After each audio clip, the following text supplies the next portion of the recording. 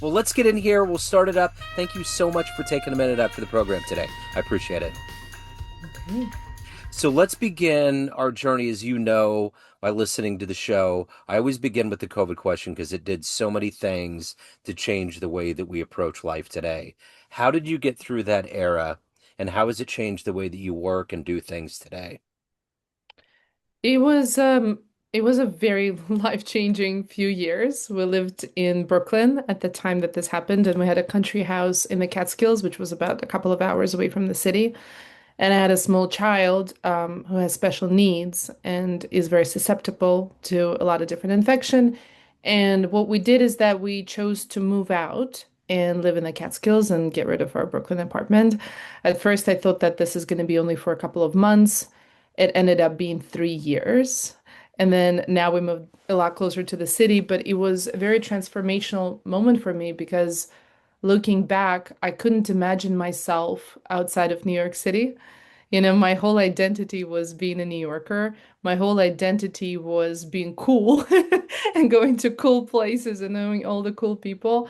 And then I was somehow in the woods with nobody around me, and the whole world shut. And for a while, my work stopped as well. And there was absolutely nothing to do, which was driving me insane. And then I ended up getting 20 chickens, Wow. which was crazy. And I loved them so much. It was just not sustainable long term for us, so we ended up giving them away. But there was about a year of living this very funny life in the country with chickens all around us and um, feeling very interesting. Looking back, I'm very happy for the reset. Now we live a lot closer to the city and we obviously are back to work and everything is like back to normal. But I think if we weren't forced to move out of Brooklyn at that time, I don't think we ever would. And I'm so grateful that that happened. Although at that time it felt like my whole life was being taken away from me. Looking back, it was actually an incredible leveler. Yeah.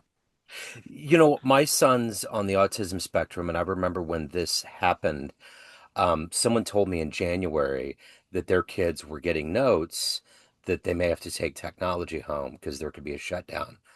I went into such denial. I almost like blanked out like Men in Black, like I didn't hear it. Like there's no way that I can even imagine because my son loved school and loved baseball and the Mhm. season was starting. And it's like that was the but I don't know if you experienced this, but Miles got a dose of resilience that I was hopeful for because there tends to be urgency, especially with young brains. And because everything was kind of turned on its ear, I think it taught us all a little bit more patience. That's true. Honestly, looking back at the time, it felt terrible, but looking back, I think my daughter really benefited from being in the nature a Yeah. lot more Uh-huh. than she ever could have been before. Um, there was some loneliness, but eventually we started seeing people and we started forming groups, and um, I think I think it was wonderful actually, Yeah. looking back. But I feel like what was why I didn't feel wonderful always at the time is that I felt such a big sense of loss of control. Yeah. And it's hard when you feel like you have your whole life figured out and then everything is just falling apart in front of you. And then there's this uncertainty about what future might hold for you. And I feel like there is a certain parallel between that feeling and the feeling that a lot of my clients feel at the moment is with AI coming in and changing our workflows and changing the way we think and changing the way we do things. There's also sometimes this panic that can arise. But I feel like one of the things that we should have learned from COVID is to trust the process and know that eventually everything is going to fall into the right places and trust your expertise and trust who you are. And I feel like for me, that was a very big um, reset again and a very big learning in trusting the process. Sure. So let's get into AI. Let's get into what you do on a daily basis.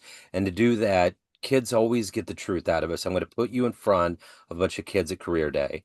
And one of the kids wants to know what you do for a living. How do you synthesize your work to make sense to their brains? Of course. I work with very, very smart people, very capable people, in order to make them more effective in doing what they need to do. So I think about what you're doing in that realm of coaching and consulting.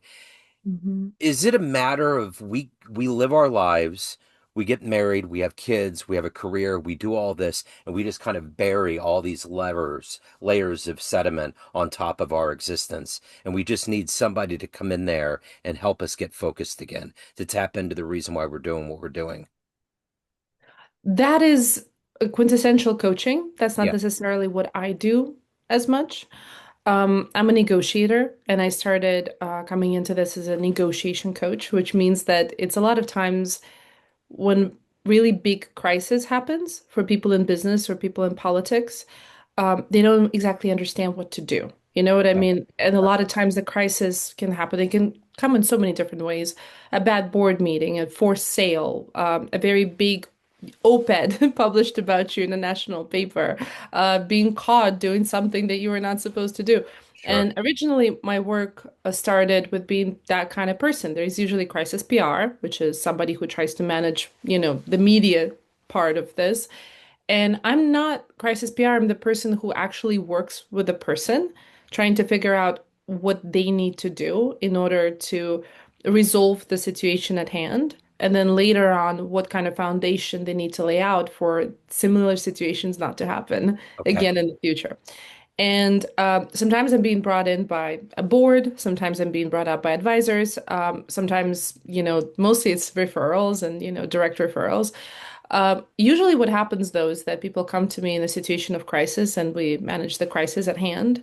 And then later on, we learn almost always that that taps into certain behaviors or certain assumptions that the person holds that leads to the crisis at hand. And then we usually stick working for months and sometimes years together to try to figure out how to resolve that long term. And it's very um it's very different from traditional coaching. Sure. It's usually very oriented at certain results. It's very much work related. I Makes sense. We sometimes tap into private life of people as long as it's relating to what they're actually doing with their Sure. work and like how it influences people. But yeah, that's the place that I live in. And honestly, I love it so much because I love crisis.